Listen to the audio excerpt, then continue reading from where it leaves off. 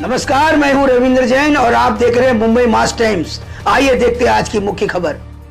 विरोधकांनी धर्मस्वातंत्र्य विधेयक जर वाचलं तर त्यांच्या लक्षात येईल की या विधेयकामध्ये कुठेही कुठल्याही धर्मावर अन्याय नाही, तर हे विधेयक वेगवेगळ्या प्रकारच्या कुप्रथा धर्माच्या नावावर आणि धर्मांतरणाच्या नावावर ज्या कुप्रथा आहेत त्यांना आळा घालणारं अशा प्रकारचे विधेयक आहे। एखाद्याला स्वेच्छेने धर्मांतर करायचं असेल तर त्याचीही प्रोसेस आहे, ती दिलेली आहे।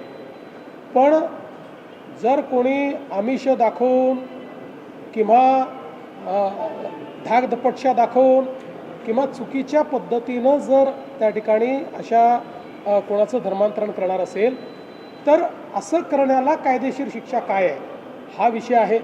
अनेक केसेस आपल्या अशा लक्षात आलेल्या आहेत की मुलींना फूस लावून पळवून न्यायचं, लग्न करायचं, नंतर सोडून द्यायचं। मग अशा परिस्थितीमध्ये त्या मुलीच्या बाळाचं काय करायचं असे प्रश्न निर्माण होतात। त्यांच्या जीवनामध्ये अनेक वेगवेगळे प्रश्न निर्माण होतात। अशा अनेक प्रश्नांची उत्तरं ही कायद्याच्या माध्यमातून या ठिकाणी काढलेली आहेत। विरोधक हे केवळ मतांच्या लांगुल चालनाकरता त्याचा विरोध करतायत, पण मी गॅरंटीने सांगतो की त्यांनी जर हे विधेयक पूर्ण वाचलं तर कधीच त्याला विरोध करणार नाही। आणि महाराष्ट्र हे पहिलं राज्य नाही आहे, आपल्या आधी 10-12 राज्यांनी आणि त्यातली काही राज्य अशी आहेत, तमिळनाडूसारखं राज्य की जिथे कधीही भाजपचं राज्य नव्हतं, अशा अनेक राज्यांनी हे विधेयक यापूर्वीही केलेलं आहे। त्यामुळे मला असं वाटतं याच्यावरचं राजकारण हे योग्य नाही।